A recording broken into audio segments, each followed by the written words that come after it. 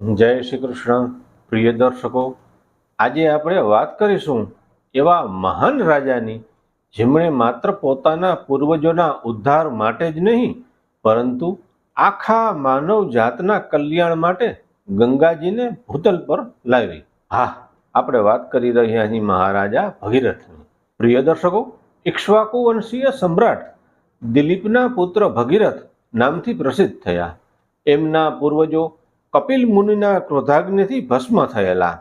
સગરપુત્રોના ઉદ્ધાર માટે ગંગાજીને લાવવા ખૂબ પ્રયત્નશીલ રહ્યા, પરંતુ તપસ્યા કરતા કરતા પોતાનું જીવન સમાપ્ત કરી દીધું, છતાંય કાર્ય સિદ્ધ ન થયું. હવે મહારાજ ભગીરથ રાજ્ય સિંહાસન પર આરૂઢ થયા. મહારાજા ભગીરથ અત્યંત પ્રભાવશાળી રાજા હતા.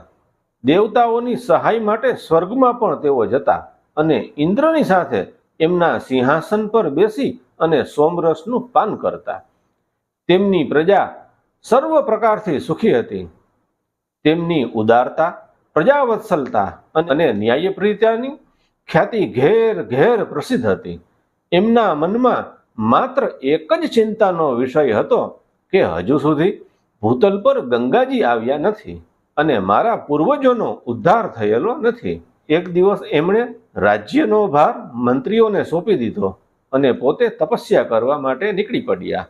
ગોકર્ણ નામના સ્થળે જઈ એમણે ઘોર તપસ્યા કરી અને બ્રહ્માજી પ્રસન્ન થઈ એમને વરદાન માંગવા કહ્યું. ત્યારે મહારાજા ભગીરથે પ્રાર્થના કરી, હે પ્રભુ, એવો ઉપાય કરો કે અમારા પિતરોને 2 અંજલિ ગંગાજળ મળી રહે અને ગંગાજી આવી એમની રાખને ભીંજવે, પછી એમના ઉદ્ધારમાં કોઈ શંકા રહેશે નહીં.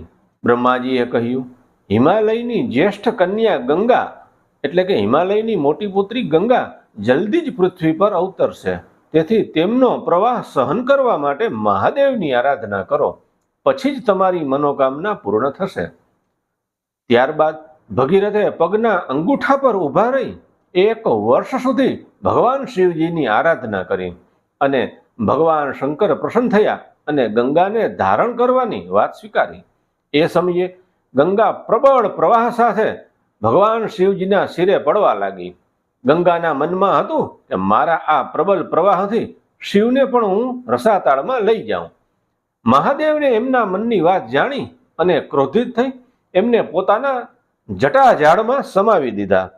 ગંગાજી પ્રયત્ન કરીને પણ બહાર ન નીકળી શક્યા. ભગીરથે બહુ પ્રાર્થના કરી ત્યારે ભગવાન શિવજીએ એને છોડી અને બિંદુસાર બરોબર છોડ્યા. એથી ગંગાની 7 ધારાઓ થઈ. એમાંથી એક ભગીરથના અનુસરણમાં રહી. ભગીરથ દિવ્ય રથ પર ચડી ગંગાની આગળ આગળ ચાલી અને હાલના ગંગાસાગર પાસે પહોંચ્યા, જ્યાં કપિલ મુનિના તેજથી એમના પૂર્વજ ભસ્મ થયા હતા. માર્ગમાં અનેક અવરોધો આવ્યા, પરંતુ ભગવાનની કૃપાથી તેઓ બચતા ગયા. ત્યાં જઈ અને ગંગાજીએ એમની ભસ્મ રાશિને પોતાના પ્રવાહથી પવિત્ર કરી, જેથી સૌને સદગતિ પ્રાપ્ત થઈ. શ્રીમદ ભાગવતમાં ગંગાજીના અવતરણ પહેલા એમની અને રાજા ભગીરથની વચ્ચે જે સંવાદ આવ્યો એનું ખૂબ સુંદર વર્ણન છે. ગંગાજીએ ભગીરથને કહ્યું કે ભૂતલના પ્રાણી જ્યારે મારા જળમાં સ્નાન કરી અને પોતાના પાપોને ધોઈ દેશે ત્યારે એમના એ પાપો મારા અંદર આવી જશે. એ પાપોમાંથી મારો છુટકારો કેવી રીતે થશે?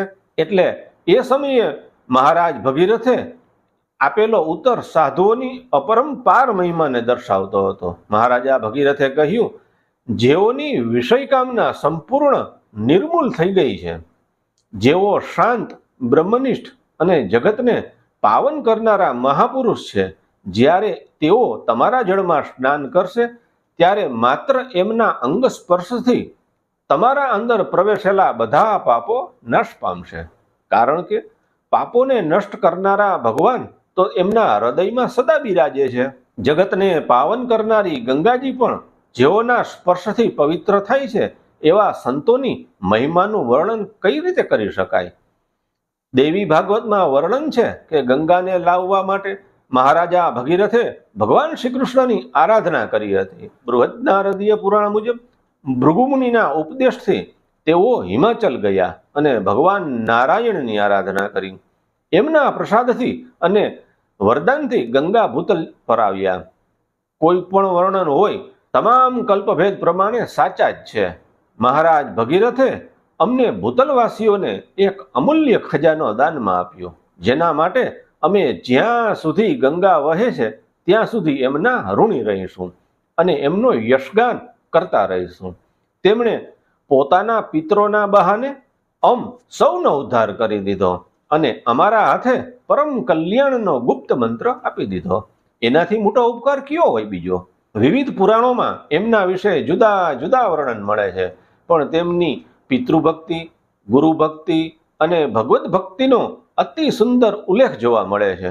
પુરાણોમાંથી એનો અભ્યાસ કરી શકાય છે.